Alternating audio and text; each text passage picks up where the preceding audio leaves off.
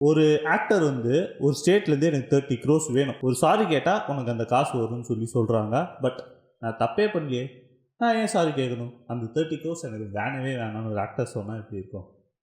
அந்த ஆக்டர் தான் நம்ம ஆண்டவர் கமல்ஹாசன். ஏன்னா ஆல்ரெடி உங்களுக்கு இந்த விஷயங்கள் தெரிஞ்சிருக்கும். பட் இவ்வளோ பெரிய கட்ஸ் வந்து சத்தியமாக எந்த ஹீரோவுக்கும் வராதுங்க. நான் ஓப்பனாக சொல்கிறேங்க, வேறு எந்த ஹீரோவும் பண்ண மாட்டாங்க. நான் தப்பு செய்யவே இல்லை, நான் யாரும் கேட்க மாட்டேன். ஸோ அதனால் எனக்கு 30 கோடி ரூபாய் லாஸ் ஆகட்டும், எனக்கு தேவையே இல்லைன்னு சொல்லி வந்து ஒரு ஸ்கிப் பண்ணியிருக்காரு. கர்நாடகா ஸ்டேட்டே வந்து ஸ்கிப் பண்ணியிருக்காரு. அது போக கர்நாடகாவில் பிரச்சனை பண்ணுறவங்ககிட்ட நான் ஒரு விஷயம் கேட்குறேன்.